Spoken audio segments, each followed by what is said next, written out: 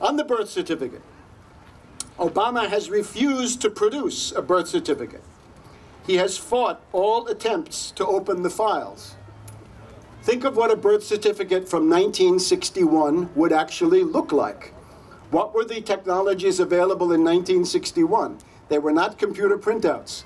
A birth certificate, a genuine, original, long-form, vault copy birth certificate would be typewritten.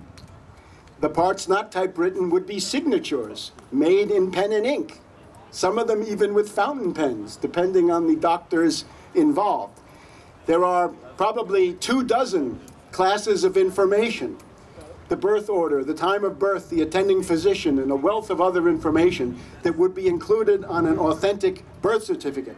If you haven't seen a birth certificate with all that on there and with those characteristics, you have not seen Obama's birth certificate, and believe me, you have not seen it. After so many months and so much political debate, we must now conclude that Obama is indeed unable to show where he was born. This is where the danger begins.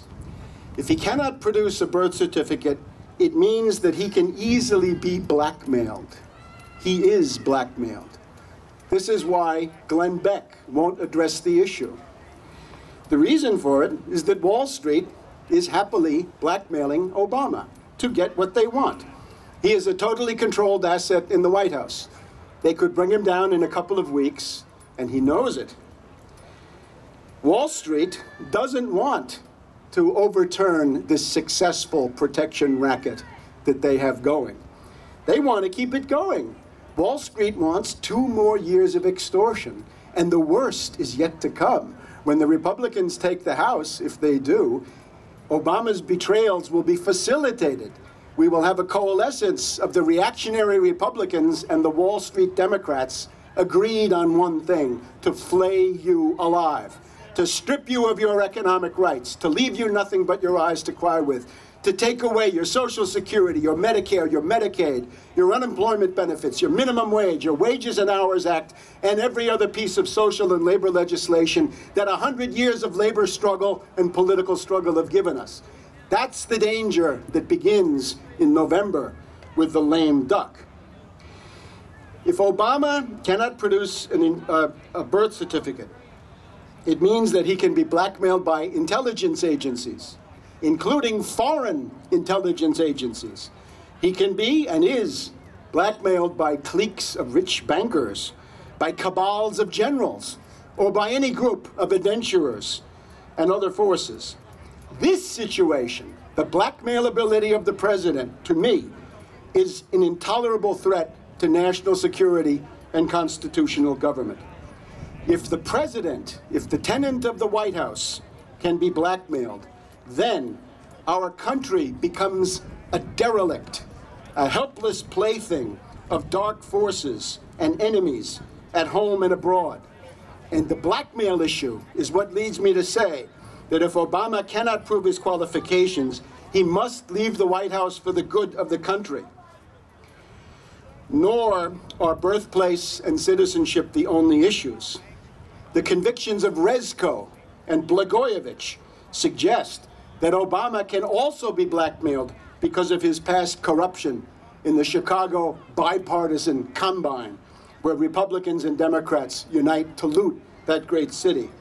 Nor should we forget the explosive allegations about Obama's personal life. I'm thinking of the Larry Sinclair file and related issues.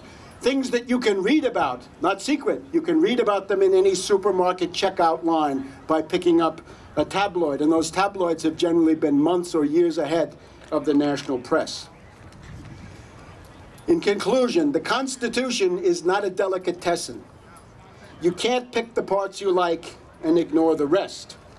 Leftists and progressives correctly opposed Bush and Cheney and demanded their impeachment on valid constitutional grounds.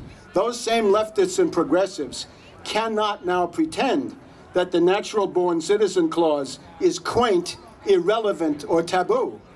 If that is quaint, irrelevant, or taboo, maybe due process and the habeas corpus provisions are quaint, irrelevant, and taboo. It is better not to begin this process. It's better to respect the Constitution and work within the bounds.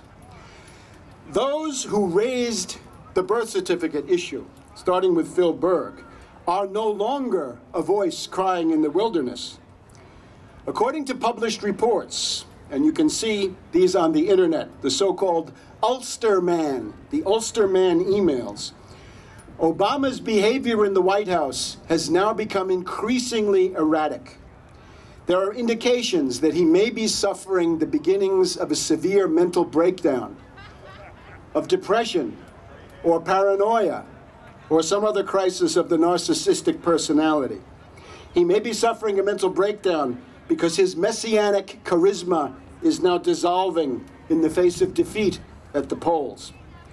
Institutional forces, including forces in the ruling elite, including forces in the ruling class, are reportedly considering whether Obama should be removed from office under the provisions of the 25th Amendment.